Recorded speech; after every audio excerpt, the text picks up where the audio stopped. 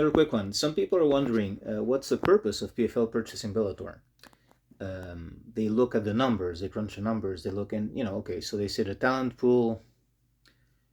They don't believe that that in itself justifies a purchase as a business. Like they acknowledge that there's a talent there, but as far as the business goes, some people think, well, like the most interesting fights are not necessarily the best fighters.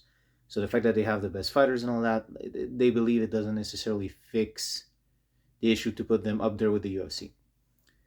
Now, I feel like in some ways, I'm going to pull the curtain here, but I do have a take on this.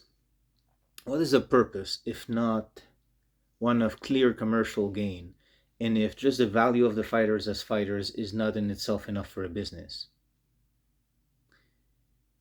I come at this from a different angle, maybe, because MMA is really the only hobby I have which is a sport. Every other hobby I have is like some like geek nerdy shit. But oddly enough, this story I'm going to tell right now has to do with sports as well. So there's this comic book artist called Todd McFarlane. You might have heard of him. He created the character Spawn. Very popular comic book character. Maybe not not a level of a DC or Marvel character, but still like Spawn, especially in the '90s, pretty big deal. There was a movie in the '90s of Spawn in an animated series, and the comic book still runs to this day. Anyway, I digress. Todd McFarlane is also a big fan of sports, NHL, baseball. See how much I know about sports. I don't know what the name of the organization is. Is it? No, I don't know. There you go. NBA is basketball, NHL is hockey, NFL is football, and baseball is, well, let me know in the comments if you want. Doesn't matter. So I don't remember if it was for NHL or for baseball. Oh yeah, it was for baseball. So he wanted to make. He was also doing action figures. McFarlane Toys, if anything, is his real business now. It's no longer like comic books, and he does toys for lots of things, comic book characters and sports. And basically, in the sports industry, no one knew him, and his Spawn toys were action figures were very popular, but no one wanted to give him a chance doing action figures of athletes. So I don't remember if it was for baseball. I think he wanted to have strike a deal with the baseball promotions and companies and just do like action figures of the athletes. And no one would let him in because he was an unknown factor in sports. So what he did is, he already had a lot of money from Spawn. He went to an auction where he bought for millions of dollars. He bought assigned baseballs.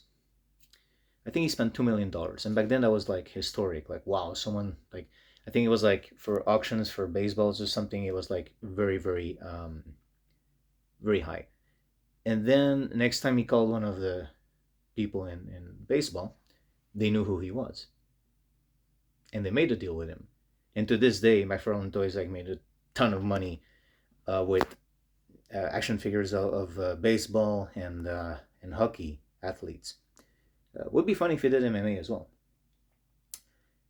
But yeah, so basically what happened? That purchase, and he explains afterwards. Now years later, he says, that expense of 2 million gave him access to all of that new business, which made him so much more money than I believe it was $2 million back in the day.